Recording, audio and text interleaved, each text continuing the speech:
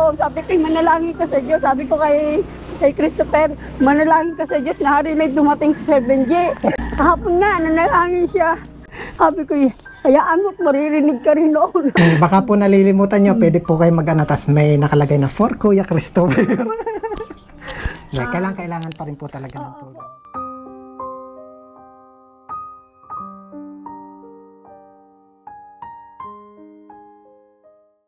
Pasaan ka, Nanay Lilibet? Ayan. Kuya Tomer, Marinig na ang boses eh. namiss kita. Kamusta po kayo? Ito, hindi ako makapunta sa inyo. Nag-iipon pa ako ng lakas ng loob. Namiss kita, Nanay. Hindi na po kami. Andiyan na kayo. Opo. Kuya Tomer. Nagkapero po ako Ay, nalagyan ng ano. Hindi pa ayos kasi ano. Kaya lang yung bubong, ganun pa rin. Oo, nilagyan ko na lang ito ng tapal. Ay, pag naulan, hindi na kayo binabaha. Hindi na, Pero mukhang tutulo pa rin, butas-butas pa rin, Nanay. binabaha pa rin kasi naglagay na ako ng kanal doon. Iba-iba naman, hindi na tulad Iba dati. na, hindi na katulad ng dati. Kuya Tomer! Hindi lang po natin maipakita si Kuya Tomer, nakaupo sa trono. Nasa band nyo. Eh, kumusta po si Kuya Tomer? Ay, okay naman po. Paglakad niya, tsaka nakakita na siya. Ay, ang ano ko po ito, yung kanyang proste. Ay, masama pa din. Hindi na, lagi siyang nadaing sa gabi. Kaya nga ako yung minsan doon nakakatulog. Ay, sobrang sakit nun, Nanay. Nakaaranas ako nun. Mula talampakan hanggang anit ng ulo sa ulo. Ay, pag naihi, tsaka pag siya'y nadumi ngayon, hindi siya katulad ng dati na maalwan dumumi. Aha.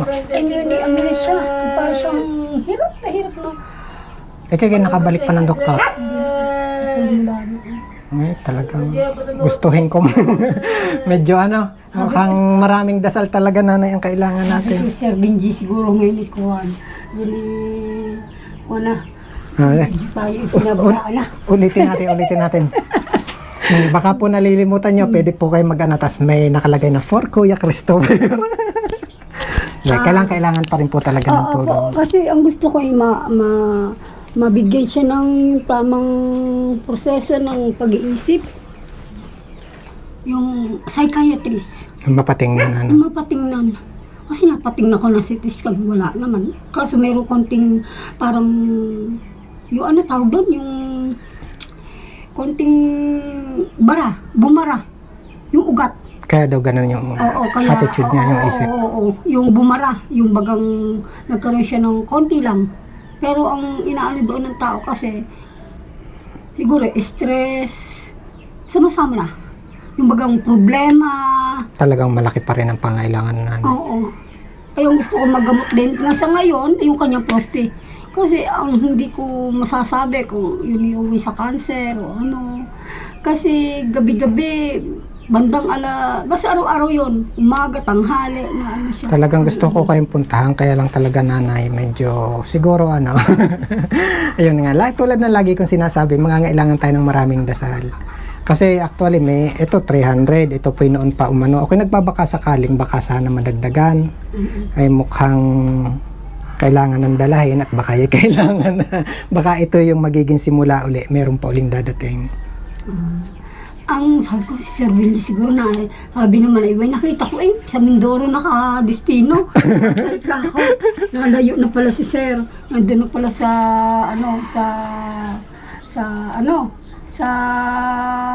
Mindoro. Sa malayo. Hindi na nga tayo mapupuntahan. Sabi ng kapatid ko huwag ka nang umasa, Ate Beth, na ikipupuntahan pa ni Sir Benji. Pala'y nasa malayo na. Actually, yan po yung noong pa dumating sa akin. Yan po galing sa account number 2661. Nagpadala ng 300. Nagbabaka sakali nga po ako na opo. Yung nagkaroon ako ng konting pera, siguro ng 1,000. 1,000 ay kasya na kasi yung pambiling semento. Pero Kasi yung huli kong punta dito, baha po to. Oo. Talagang hindi naman pwede. Ngayon, kahit papano may semento. Kaya lang, ang problema talaga pa rin yung bubong Nanay. Kasi ganun pa rin. Oras na umulan po ito, baha pa rin sa loob. Pero nagagawa naman ng paraan. Kumusta yung pang-araw-araw nyo? Ay, di, nakakaraos naman paano. Kahit pa paano nakakaraos. Ngayon, wala kayong bigas. Mayroon pa naman po kami sasaing ngayon. Mamaya, wala na. Ay, di. Grabe naman. Mangungutang. Grabe naman aring nanay ko na ari. Tapos sa kotse tayo may kukunin. Ako'y walang kasama eh. Alam po. Ako'y mga ngarulin. Ako sana'y kakanta. Eh, pag ano ko, nandyan na kayo, hindi na ako nakakanta. Sabi ko siya, malayo na siguro narating ni Sir Benji. Sigaw pa na sigaw. Nung isang araw may nagpunta rito. Yung aking dating micro noong mga... Nailagay ko sa iyo itong mic. Sabi ko, pasensya na po kayo. Talagang... Micro ano yun, na niningil?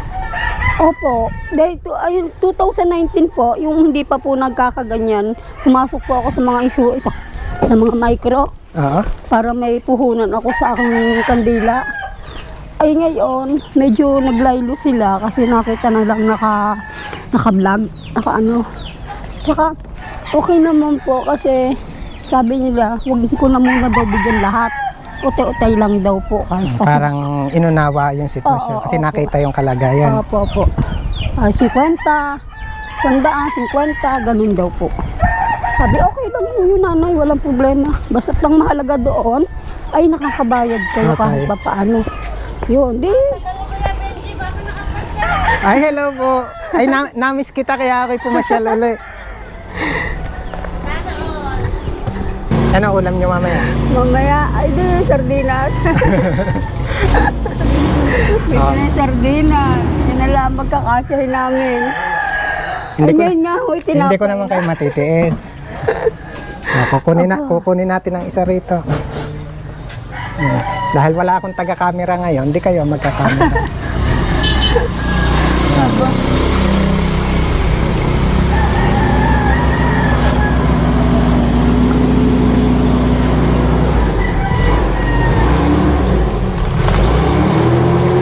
Wala kang taga-buhay. Umalis na po yung kapatid ko. Bali, nasa Cavite na siya. Stay in siya doon. Sino pa? Yung kapatid kong binata. Paano kayo nagparamdam na isang linggo? Nay, hawakan mo saglit. Sabi ko, nagparamdam ako na isang linggo.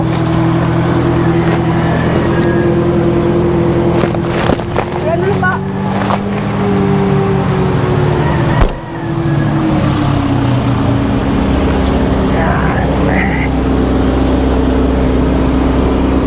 Sabi ko, ay, salamat.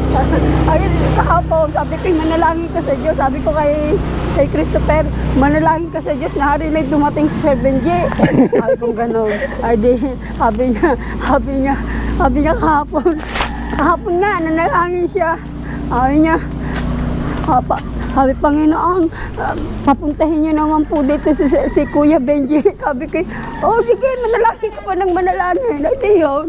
Sabi ko, hayaan mo't maririnig ka rin noon. Ay, narinig nga. Ang batang yun. Ang hirap naman. Pagka sa gabi ako napapaiyak na lang at lagi siyang naiyak eh. Yun ang inaano ko, yung kanyang prosti na yun. Si Kuya to perang naiyak o ikaw nanay? Napapaiyak din. Pareho na kayo. Oo. Hello po. Oo, Tina.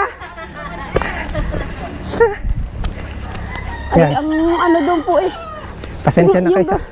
Sir, yung pa eh, ano, hindi ka pwedeng operahan yun. Natay. Hindi po. Depende po yun sa sitwasyon. Depende ka. Depende sa sitwasyon. Opo, kasi nung ako'y nagkagano, yung akin naman maliit pa. Kaya hindi inopera. Kailangan talaga matingnang mabuti. Ay, yung ganun po. Opo. Pero nababa naman yung kanya sugar eh. Malikot ang camera kasi malikot si Kuya Wendy. Kaya nilagyan ko rin ng ano, napak. Yan, kakanta sana ako yun sa may bahay. Christopher! Arin na oh. Baba muna natin ang ating camera.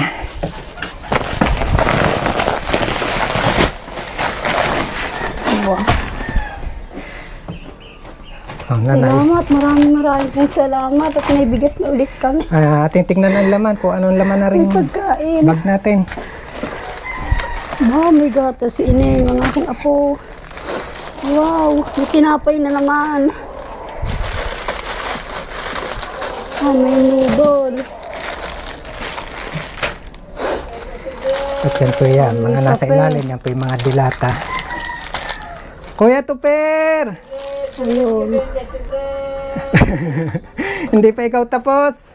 Opo. Yan po naman yan po yung sari-sari na mga dilata na po yan.